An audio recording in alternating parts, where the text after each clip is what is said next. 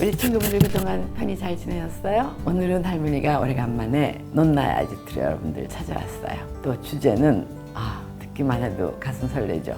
사랑과 연애.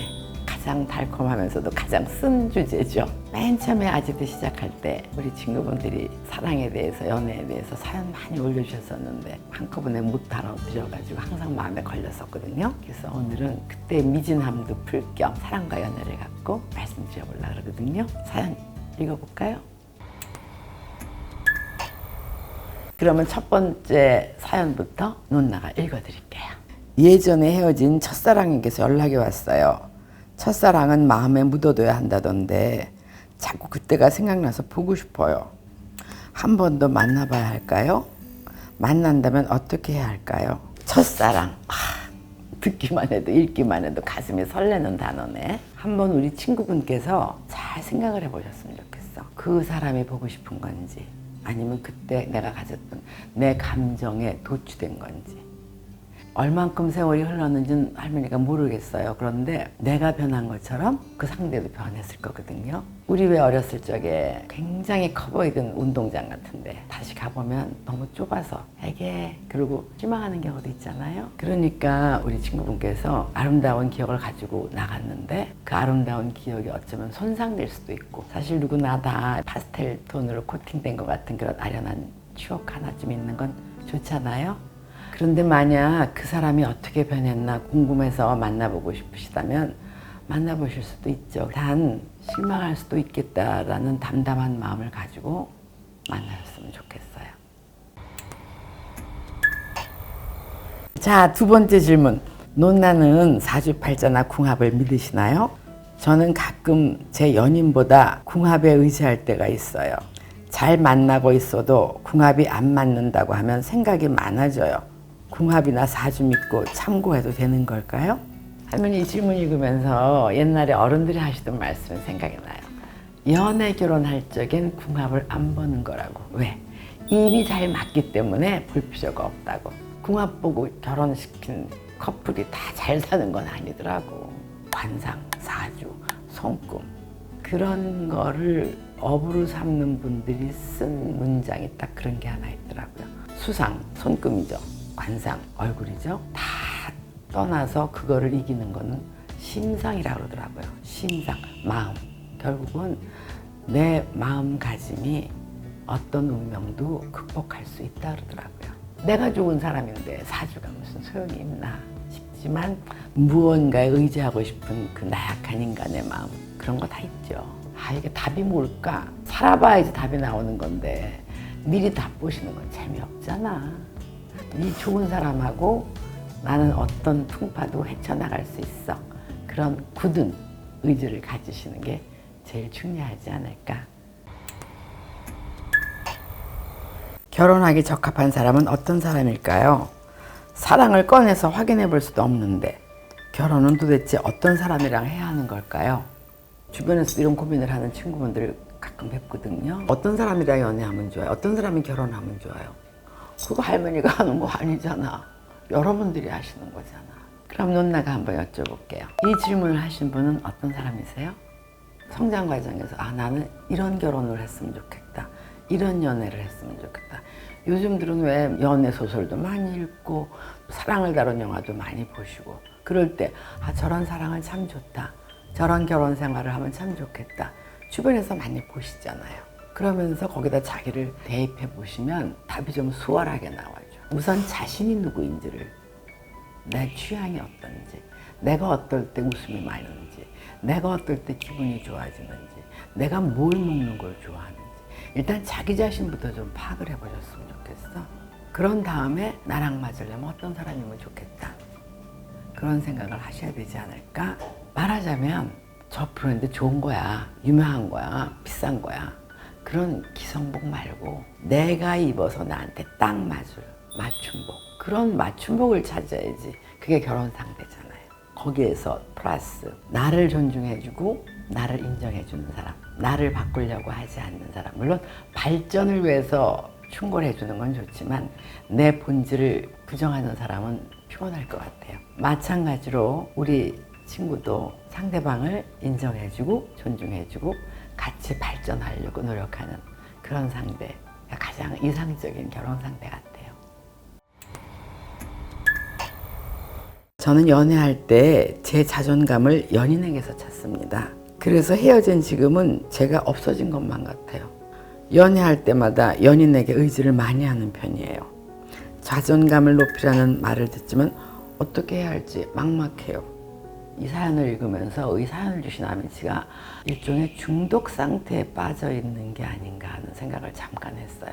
말하자면 연애 중독이라고 해야 될까요? 연애를 잠깐 쉬어보시면 어때요?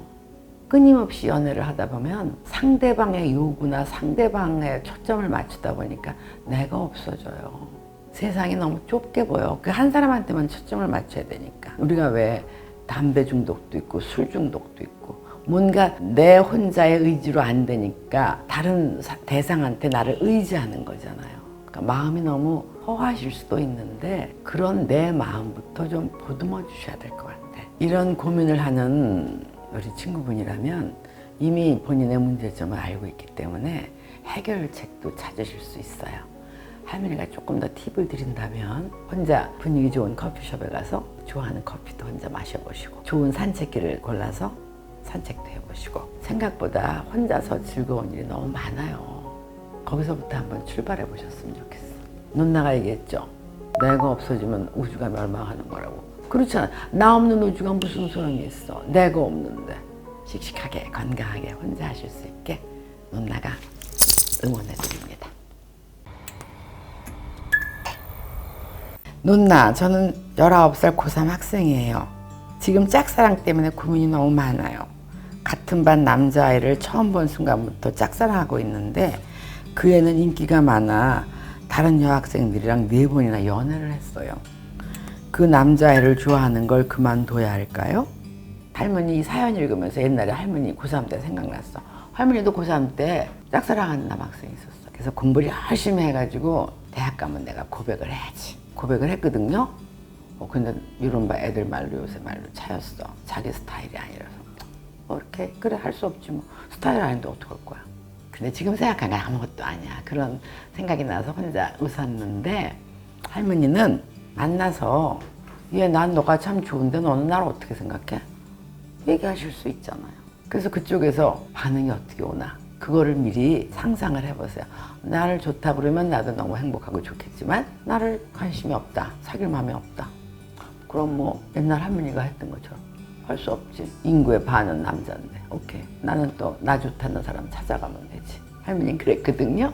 그러니까 일단 난 부딪혀보시라고 얘기하고 싶어. 그러다 보면 이거 혼자 짝사랑하는 건 아무 에너지가 낭비되는 거구나. 내 에너지를 나를 키우고 아끼고 사랑하는 데 써야지. 그런 깨달음이 오실 수도 있고. 누나가 아미치 너무너무 사랑하고 응원하니까 하고 싶은 대로 하세요. 오케이? 다음 질문으로 넘어갈게요. 30대가 되면서 조건을 많이 따지게 됐어요. 조건이 좋은 사람 앞에서는 한없이 작아지고 저랑 비슷한 조건의 사람은 흥미가 없어져요. 눈을 낮춰야 할까요? 아니면 아직 인연을 못 만난 걸까요? 조건 없는 사랑이 가능할까요? 질문하신 친구분이 30대가 되니까 조건을 찾게 되네. 그러니까 현실적이 되시는 거죠, 사실. 10대 후반, 20대는 정말 그런 거 모르고 사랑에 빠질 수 있잖아요. 근데 이제 결혼을 해야 되고 현실적으로 같이 살아가야 되는 상태니까. 그러니까 이런 생각 가지실 수 있죠. 내가 부족한 점을 더 채우고 싶은 거는 사실 속물적이라고 말할 수는 없죠. 그런데 내가 조건을 따지면 상대방도 조건을 따지지 않을까요?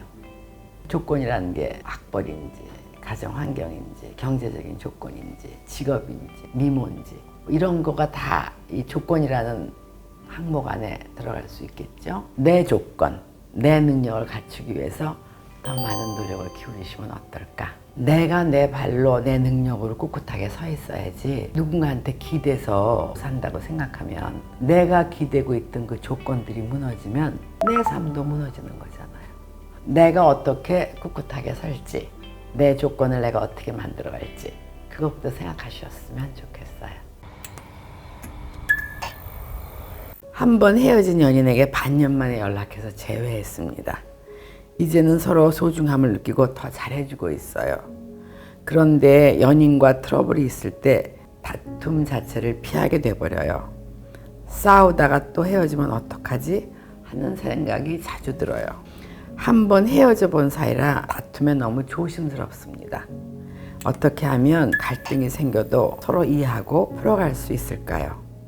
문제의 본질은 안 없어지고 있는 거잖아요. 근데 그 본질을 그냥 두면 점점 누적이 돼서 나중에 크게 폭발하잖아요. 그러니까 갈등을 조율하는 방법이 여러 가지인데 사실 대화 자체를 피하는 거는 좋은 거는 아니죠. 그거를 외면한다고 해서 그게 없는 건 아니잖아요. 덮어두는 거지. 그 덮어두지 말고 그거를 꺼내서 오해라면 풀고 왜곡돼서 받아들였던 거라면 현실적으로 받아들이고, 싸우고 헤어졌는데 다시 만났다는 건 두 분이 그만큼 사랑한다는 거니까, 사랑이라는 가장 중요한 조건이 있으니까 어떤 문제가 생겼을 때 서로 갈등이 증폭이 되는지 그걸 한번 인식을 하신 다음에 그거를 피하지 마시고 본질을 들여다볼 수 있는 용기를 두 분이 가지셨으면 좋겠어. 옛날같이 감정을 앞세워서 억양을 높인다든지 얼굴을 붉힌다든지 하지 마시고 편안한 분위기를 만들어서 나는 이러이러한 문제 때문에 자기가 기분 나빠지는 건 싫어. 하지만 이건 항상 우리 갈등을 일으키는 문제니까 편안하게 한번 풀고 넘어갔으면 좋겠어. 이렇게 대화를 유도해 보시는 건 어떨까? 또 싸우면 헤어지면 어떡하지? 그 조마조마하다 보면 너무 내 에너지가 빠지잖아요. 그러니까 전전긍긍하고 힘든 곳에다 뺄 에너지를 긍정적인 데다가 쓰자고. 남자친구가 미국으로 유학을 가게 되어 롱디를 하게 되었습니다. 머리로는 서로 미래를 준비하는 과정이라는 걸 알지만 심적으로는 너무 보고 싶고 사소한 일에도 서운해집니다.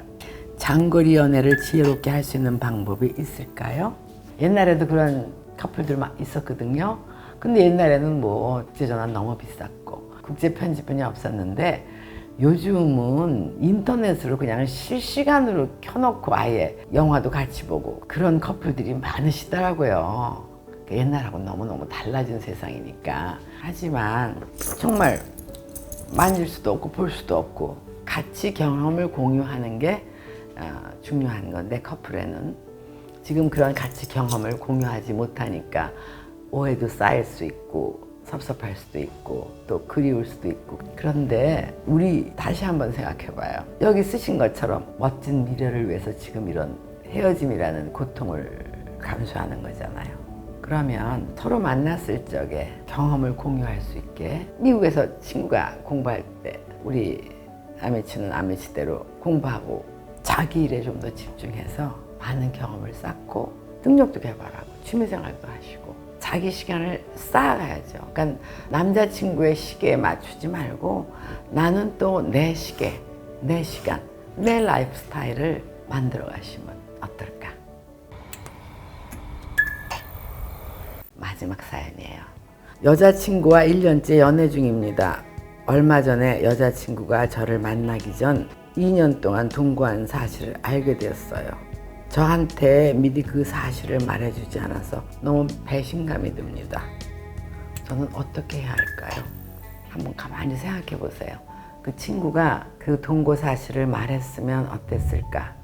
그냥 쿨하게 그건 과거니까 괜찮아 하셨을지, 아니면 깨림칙하게 생각하셨을지, 우선 본인의 마음부터 확고하게 파악을 하셨으면 좋겠어. 문제의 본질이 동거에 대한 시선의 차이인 것도 같아요. 동거라는 말 자체가 우리나라에서는 아직 인식이 그렇게 아주 긍정적이진 않죠. 그런데 유럽은 이제는 당연히 결혼하기 전에는 일단 동거를 하는 게 걔네는 수순이고, 개인적인 얘기를 잠깐 드려보면 제 어머니가 90이 넘으셨는데 유럽 여행을 하고 오시더니, 명수가 유럽은 그냥 결혼 안 하는 사람도 많고 해도 동거부터 하고 가두고만 그거 좋겠더라. 왜? 서로 알아볼 수 있으니까. 그 말이 아주 논나맘에 딱 꽂히더라고요. 어쩌면 그 여자분은 과거라고 생각했기 때문에 말씀 안 하셨을 수도 있고, 또 우리 친구분은 그거는 알았어야 되는 거 아니냐고 말씀하실 수도 있고, 사람마다 견해가 다른 거니까. 그래서 사실 가치관이 비슷한 사람끼리 만나는 게 참 좋죠.